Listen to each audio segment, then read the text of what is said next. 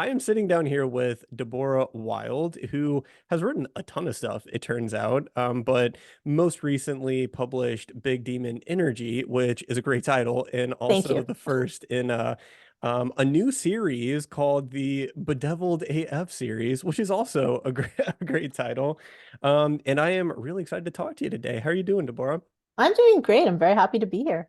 It's Awesome, Friday. It's a awesome. great day. I know, fantastic. So if you don't mind, could you tell us a little bit about your writing career thus far? Sort of how you got started, what you've written, and what you're writing currently? Sure. So I actually started off as a screenwriter, and I was a screenwriter here in Canada for about 12 years. I did a lot, mostly television, a bunch of animation, and then the industry here in Canada kind of started dying. So I decided I would jump ship and try writing a novel. And so at first I started writing YA rom-coms under a completely different name. And I did that. My goal was to put out 5 books in 3 years, and I did that. And then I was like, I don't want to do this anymore. So at that point, I was like, I want to write adult urban fantasy. So urban fantasy adventures, mysteries with a big dash of spicy romance. And so in 2017, I started doing that under Deborah Wilde. And I am just about to release my 21st book later this month. Yeah. That is quite the output, and I do want to ask you about how you've been able to publish so many, but we will get to that because Okay. I want to talk a little bit about Big Demon Energy. I saw that the second one is already up for pre-order in that Yep. series, which is nuts. But so hey, congratulations. Thank But you. would you mind giving a little synopsis of Big Demon Energy, right quick? Yes. So Aviva Fleischer is a Maccabee. So the Maccabees are the modern day magic police, and they're named that after the Hanukkah heroes, where that flame forms the basis of their magic. And so not all Maccabees are Jews anymore because the magic is everywhere, but that's what they're called. And she's determined to get to the top rank and be one of the youngest and be one of the absolute best because she also has a huge secret. She is half demon. And Aviva lives in a world where vampires, thanks to a very good PR campaign, are worshipped like celebrities, but demons are just reviled and despised. And so she wants to change the world's thinking about that. And so she keeps this secret hidden from everyone. The only people that know are her mother and her ex, who is also a vampire and who shows back up in her life on a case in the first book in Big Demon Energy. Wow, that's a great description of it. And I told you I read some of it. I wasn't able to read all of it, but given that description, I think I'm gonna keep going because that sounds wild. I mean, you've created a really, really cool universe here, which is something that it seems like you're kind of a pro at this point since you've written a bunch of other series. But the tagline for the book is she's just a demon standing in front of a vampire trying not to punch him. And I think that pretty much sums up the tone of the entire book. So you write with a lot of humor, a lot of snark, and there's action. So what would you say people are getting into when they sit down to read a Deborah Wilde story? Like you said, I mean, I have a deep, deep love of old Hollywood screwball comedies. And so that really infuses all my banter. Banter is my happy place. But I love piecing together mysteries and trying to stay one step ahead of the reader on the investigations. And I love world building. Like all my main characters are Jewish, and I draw my world building and my magic systems from Judaism and Jewish mythology in all my different series. And it's been really fun to find ways in my religion to create magic systems and create these magical universes that I can go play in. Yeah, that's amazing. I was going to ask about that too because I hadn't drawn the comparison to Judaism, but I think that's a really fresh take because I feel like a lot of the fantasy that we're used to over here in the States, it's inspired a lot by like biblical imagery, Christianity. Mhm. And I think it's really cool to take on Judaism and infuse some magic into it. Um, so besides the Jewish heritage, where did the original idea for the story or even the series come from for you? Big Demon Energy, I joke it's my cautionary tale on how not to write a series because literally it was the title. Like usually I have a character in mind, or I even have a, sort of an inciting incident that's a jumping off point for the first book. And literally I came up with Big Demon Energy and went, this is the book. I have to write this. The title made me laugh. And It's a I great looked it title. up and no one had used it. So I threw up like a dummy cover and I just put it up for pre-order. And then I went, oh crap, I need to now figure out what this is. Well, So I wouldn't advise did you put it ever up for doing that. pre-order Yeah, before you started writing it? yeah, yeah. Yep. I got so excited about the title It's that bold. I I I love it. gave I gave myself, I think I gave myself like it was a long pre-order. Like I think it was like 8 months out, but it's like in 8 months I'm gonna have this book out.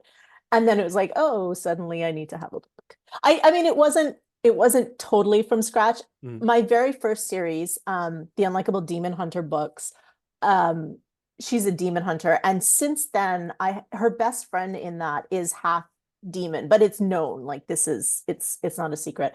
But I had wanted to write a main character who was a half demon. So I'd always had that. I'd had that in the back of my head through the last few series. So I wasn't totally starting from zero with Aviva.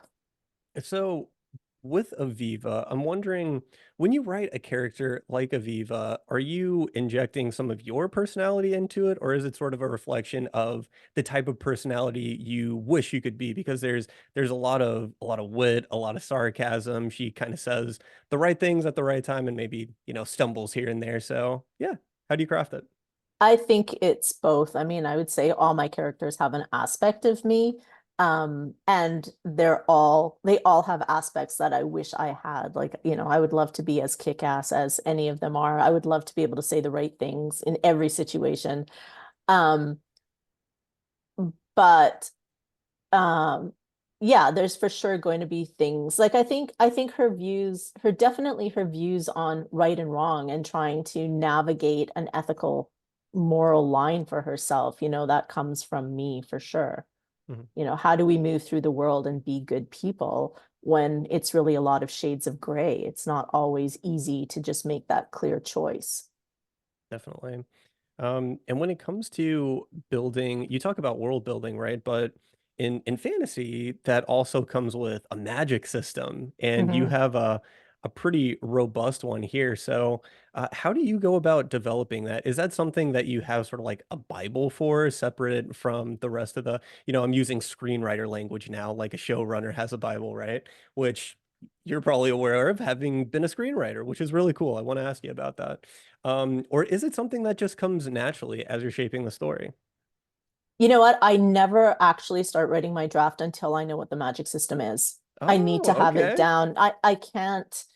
I can't fumble my way through the magic system. It has to be really clear to me what the cost of using the magic is, what the benefits of using the magic is, what it's going to look like in a variety of situations, what it's called, how it manifests through different people.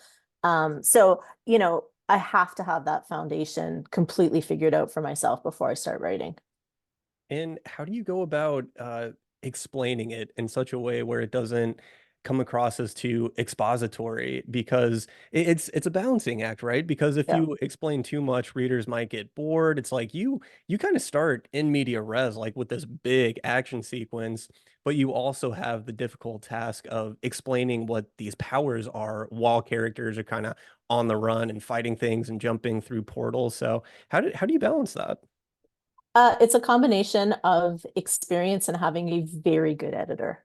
I have Okay. had the same editor for Yes. all of my 21 books, and they are absolutely fantastic and really push me at every single book to improve myself and improve my craft. But part of it too is experience, just making sure I'm not info dumping. And sometimes that just takes a couple drafts to refine too and make sure that I'm really parsing it out in places where either questions are going to come up that need to be answered, or it's to help with clarity. Yeah. Yeah, it's a difficult balancing act for sure. We could all use a great editor, and it's great that you have a relationship with one where you work with them on several books. So Yeah. that's awesome. Um, so we talked about the magic system and building that out before you even go to write the story. You've written a bunch of different series at this Mhm. point.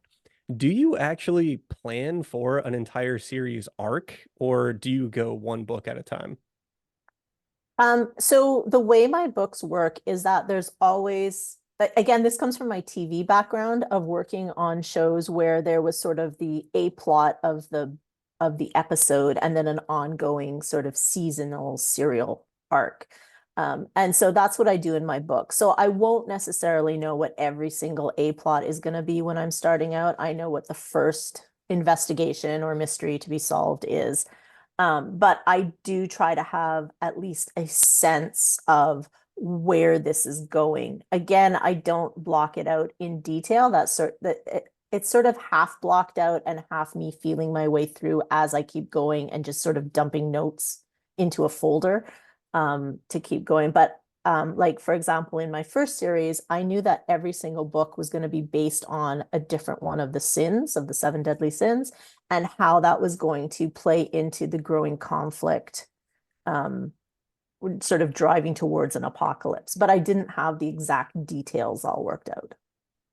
That is really, really cool. And being a screenwriter, so I've actually talked with a lot of people on this podcast who they either have written screenplays or they're writing adaptations of their own Mm, work, and they say that screenwriting does help with prose quite a bit because there's so much attention to like real estate involved when you're writing a screenplay, right? So, how do you think being a screenwriter has informed the way that you write prose, which I will say your writing is very cinematic, so thank it you. totally makes sense that you wrote for the screen at one point. Thank you. I think there's a few things.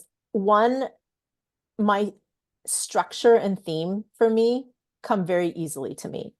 Plotting things out is not a problem and understanding the beats. I kind of intrinsically all sort of have that there. The other big thing is that from writing television, I was writing when it was still mostly network TV and there Mhm. was commercial breaks and there was the danger of the audience going away for, a minute or whatever. And so how were you going to get them back? What were you going to do at the end of that act break to make sure they return? So I'm always thinking that with my chapter ends as well. What am I doing on a chapter end? It doesn't necessarily have to be a plot twist, but there has to be something that's going to make them want to come back if it's, 11 o'clock at night and they need to go to bed and they're not going to pick it up for 3 more days. So that all definitely informs it. Yeah, not to get off on too much of a tangent here, but you talk about the structure of network television writing back in the day, which I mean, it wasn't that long ago, No, it obviously. wasn't. But I mean, with streaming TV shows, I do feel like there's a little more leeway with it where it's almost like a lot of things that should be movies are stretched out into series and Yep. you don't really have those hooks, because there aren't commercial breaks to pay attention to. How do you think TV writing has evolved since you started writing books, and would you ever go back to it if you had the choice? No. No. I have no desire to go back to it. I also I'm in awe of people who can adapt their own work. I couldn't do it because it's a completely different beast and it would have completely different needs. And I think I would be too precious or if not too precious, not have the distance and objectivity to do what's necessary to make a good TV show from my stories because it has to change. It by its very nature of what television is, you can't just have the book on a screen. Um, I think what's interesting, like I started watching the latest True Detective, Night Country, Yep. and I am loving it's so slow paced. And I mean that in the best way because Mhm. it's allowing such a density to it and so much layering to it. And it's just this joy to just sort of sink into it and let myself go on that journey. So that's really lovely too, that I think that there's a lot of flexibility with pacing nowadays with Mhm. streaming services. Yeah, I say it all the time. A slow pace does not mean boring. I've watched a Exactly. lot of things that people would consider slow pace, and I'm just glued to the screen, you know? Yeah. So Yeah. it's all the things you mentioned, you know? It's like, you know, the cinematography and the music, like you can incorporate all of it to make this overall feeling that gets you really engaged. So I actually really like the new season of True Detective too. I'm glad to Hmm. hear that you like it as well. Which, by the way, very different from the stuff you write. So, Yeah. is there anything or any other subgenres that you're interested in writing within at any point? Because right now you seem to be very engaged with urban fantasy. Not at the moment, because I think the urban fantasy I write allows me to get my, action thrills and my mystery thrills and my romance thrills. Like I get to do all of that, and I get to mix it up. One thing when I did write YA rom-com, I found it's really hard to write for me to write straight romance. I was like, I need to throw a fight in here or something, Hmm. which is really nice that I have that ability to throw like, oh, we need a new clue, or we need to take the investigation in a direction, or look, we're gonna, fight a demon. So I like having all those things to play with. And so for me, it gives me a very full palette and I don't feel the need to go anywhere else yet. Hmm. Yeah, I'm actually the same way. It's easier for me to write external threats than, you know, internal threats. Like, oh, what if the couple doesn't end up? It's kind of hard for me to I mean, I can relate to it, but it's hard to write about it. I would much prefer to write about demons and whatnot. So, yeah, that's great. So, book 2 in the Bedevilled AF series here, that is available for pre-order. Is it finished or are you still writing through it? I am doing my final check on the proof as we speak. And then in a couple days, it's going to be sent to my ARC team so that they can get on it. Yeah. And then it releases. So I opened my own bookstore, DeborahWildeBooks.com. And so part of what I give people there is they get it. I try to give it 3 weeks ahead of it releasing on any other retailers. Wow. Yeah, so it'll release there on February 26th, and then it'll go to the wide retailers March 18th. That's fantastic. So Yeah. I was talking to you before we started recording. You have a big following, it seems. You have a lot of reviewers who really enjoy your books, and I would call it a fan base, right? So one of the reasons I've heard that people like to listen and watch this podcast is because they like to hear about the process of writing, not just like the creative aspects of it, but the publishing aspects of it. So you've written 21 books at this point and you've built up a nice little fan base. How did you do it? I mean, I'm not looking for a total roadmap, but what are some tips that you could give authors starting out that want to develop a fan base like you did? I think there's a few different pieces of it. I mean, luck is always part of it, honestly. Mhm. Being discovered by the right people Yep. is that's luck. But part of that is putting your work out there, right? For So it's sure, it's for not it's not sure. completely luck No, because it's you not yeah. completely luck, but it does play a part. Yep. I think also just being genuine, like I really, really appreciate everybody who picks up my book. There's a lot of books out there, I know how Mm. big my TBR pile is, so people who actually, you know, not just buy my book, but then take the time to read it and review it and talk about it to people, that's astounding to me. Like, I hope I never become jaded to that because that's incredible. Like somebody on the other side of the world will reach out and email me and say, "Hey, I love this character and it's, so, whatever. It's like me or this was exciting." And it's like, that's nuts to me. I'm sitting here in my living room with these voices in my head writing my crazy little stories, half the time thinking I'm only entertaining myself and then it works. Um so I think connecting with your readers and being genuine and genuinely appreciative.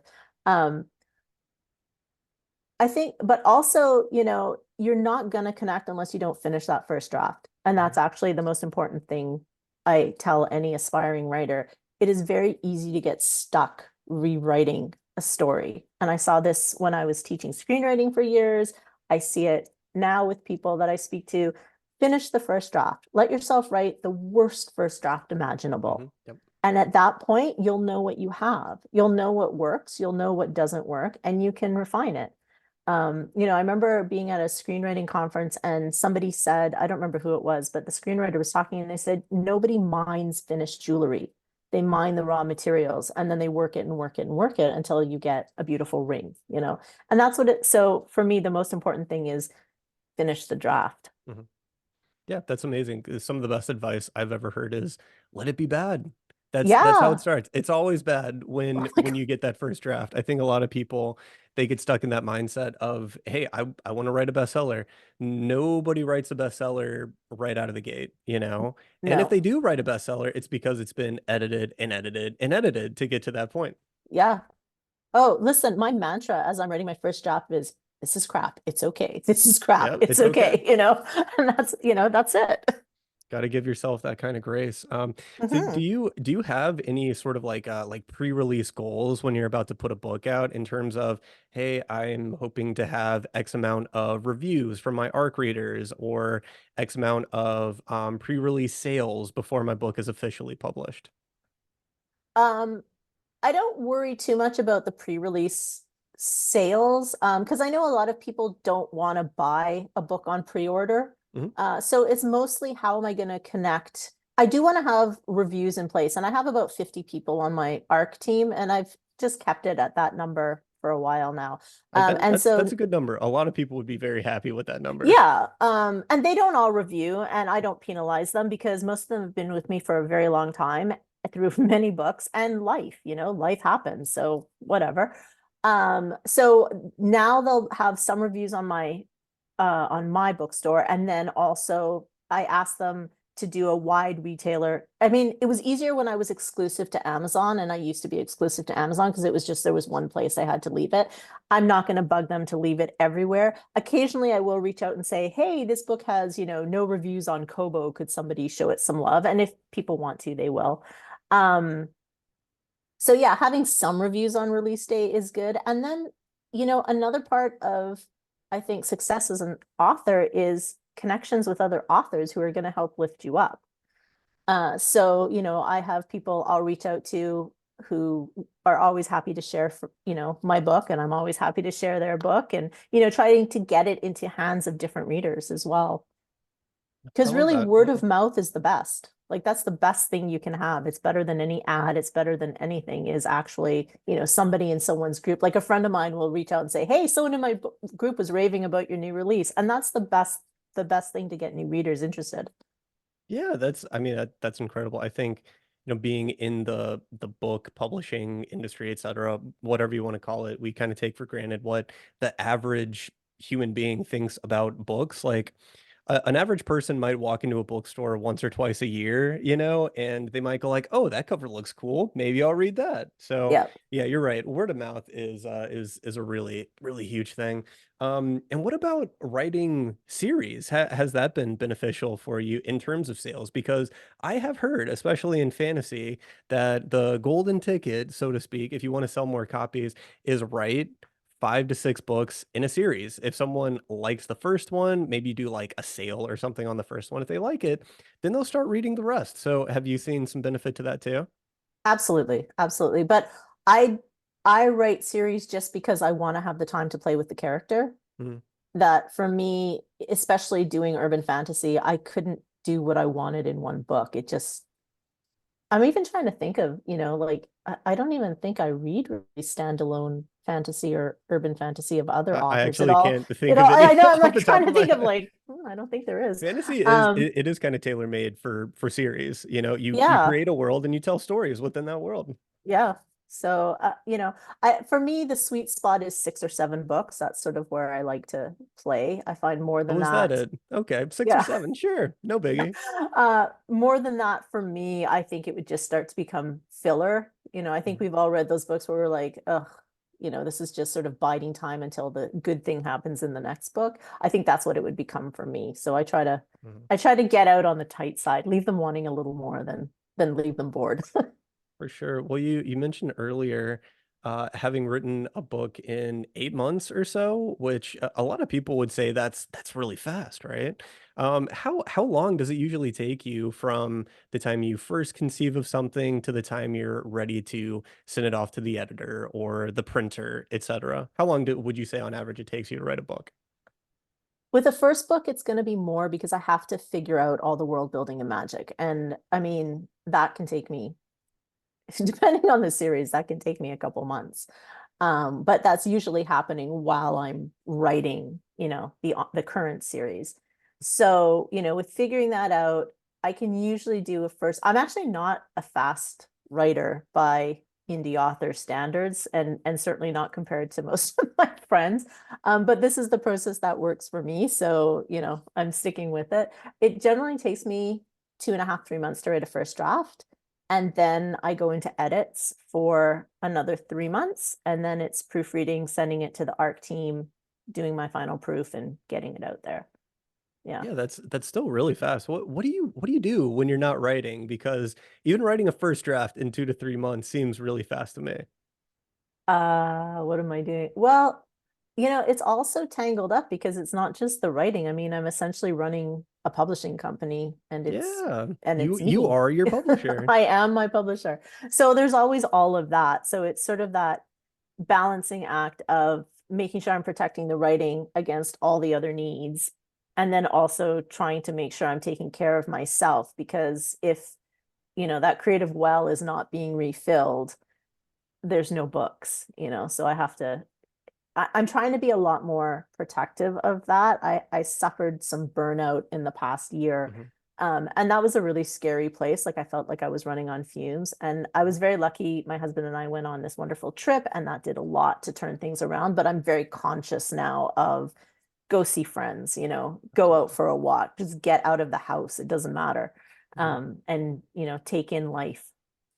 Yeah, I've heard before, never make your hobby a business because you may not like the business aspects. Yep. So now you have made your hobby a business, and it seems like obviously it's working out for you in many ways, but what aspects of it do you dislike, and what are your favorite aspects of it? The what I dislike is feeling like I can never step away from it because it's me. Mm. My computer comes with me on every trip. I am Oh, okay. writing in airports. I am getting up early to write. Or if it's not writing, it's take care of something. Something needs to be, you know, re-output and re-uploaded, or a synopsis has to be fixed, whatever it is. So I think that's the hard part of it. Um, and but there's a rush. I mean, Mhm. it's incredible to I mean, the privilege of getting to write books for a living and put these stories into the world. It's amazing. Like that, there's no comparison. Yeah, I mean, you're basically living the dream of a lot of people that I talk to on this podcast. So it's interesting too because here you are having written 20 plus books, and you have this great fan base, and you're basically running a business with your writing. A lot of the people that I've had on this podcast, they've maybe written a couple books, short stories, they're new writers, and they are trying to eventually get to the point where you're describing. So it's great. Yeah, I think a lot of people find a lot of useful information from hearing about this. So that's awesome. I know it sounds like I'm trying to close this off, but I'm not done with you just yet. Okay. Um hey, I am personally very impressed with you. So I wanted Thank you so to make much. that That's very very clear. kind. Yes, no, absolutely. So where do you want to see your writing career go moving forward? Are you planning on maybe dialing it back just a little bit, or are you still going to have the regular output that you usually do?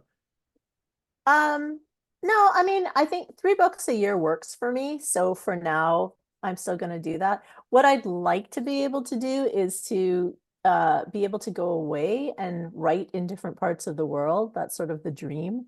Okay, Go yeah, that spend, is the two dream. I months love in that. Asia and be writing there and have my book, be set in whatever in Cambodia or something. So, it's good to have goals. Yes, yeah, absolutely. So yeah, so we're finishing up book 2 now. When are you going to get started on book 3? Oh, I'm writing the first draft of book 3 already. Oh wow, okay. Yeah, So yeah, yeah, yeah. we're Because just when we're I'm always editing, writing, yeah, always right. there's always one book in an editing process and one book in a writing process in the Amazing. Well, stage. Yeah. do you have any other ideas floating around for other series at the moment, or do you just like to focus on one at a time? I found out after an experiment last year that I can only write one at a time because two at a time messes me up and it messes my editor up too. She was Hmm. like, "Wait a minute, didn't they kiss?" And I was like, "What? They kissed? Wait a minute." So yeah, we've both agreed we're not doing that anymore.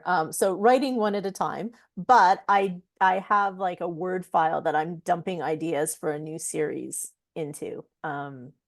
Sort of playing around with thoughts. But there's going to be 6 books in this series, so it's going to be a while before I tackle that one.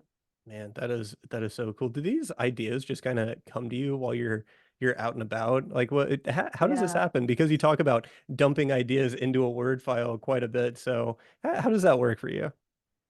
Like I said, it's everything from I come up with a title with Big Demon Energy, or with the Unlikable Demon Hunter, it was literally I'd been reading a lot of articles about how female characters had to be likable, and it just got my hackles on. I was like, I'm yeah, not forget true, that. not I'm true. yeah. We've had so many unlikable male characters in Well, movies exactly. and And they're TV and books. fantastic. They're Yeah, nuanced and they're complex. yeah. And so that was where that came from, reading a whole bunch of articles that just made me angry. Good. I think Or it's the hardest thing a writer can do is to write an unlikable character and somehow keep a reader engaged. It is a really, really wonderful magic trick. I will say that is the series that polarizes my readers the most. I find the ones that continue to book 2 are hardcore in love with it, but there's more fall off on that one between book 1 and book 2 because she is a very polarizing character. Okay. And you know what? It's fine. It's because I deliberately started her in a place. She's a hot mess and she has a lot of growth in that series. She's probably the character who grows the most in any of my series. But then like sometimes it'll be something thematic, like in Throwing Shade, which is my Magic After Midlife series, the character's 42. And for her, it was about feeling invisible and about getting shadow magic, where she started to turn her invisibility into strength. Oh, So, that sounds and great. that was about things that I had been feeling, sliding into my 40s and stuff. So yeah, it comes from a lot of different places. That's great. I love it so much. Is there anything that you're currently reading or watching besides True Detective that you want to tell people about? Watching everybody should watch Slow Horses because Oh, okay. it's a British series with Gary Oldman Mhm. about these misfit MI5 operatives, and it is fantastic on every level. Apple TV Plus. I'm They make telling good you, TV they shows like it, really you know? do. They really do. So yeah, that one. I just actually finished reading Iron Flame, the follow-up to Fourth Ah, Wing. yes. Okay. Yeah, and I loved it. I mean, I am not a dragon story person at all, but listen, that Rebecca Yarros knows how to get people turning those pages, and she does Yes, it I've seen very it well. all over social media, Yeah. and people So just absolutely love it. yeah. So you know what? I had a lot of fun with that one. Awesome. Okay, well, we are quickly running out of time here. So before we do go, I want to thank you again for coming on. This has actually been a really wonderful conversation. Again, very impressed with what you've been able to Thank accomplish, you. and I'm really excited to see where your career goes from here. So yeah, keep going. Yeah, Thank you this so is awesome much. what you're doing.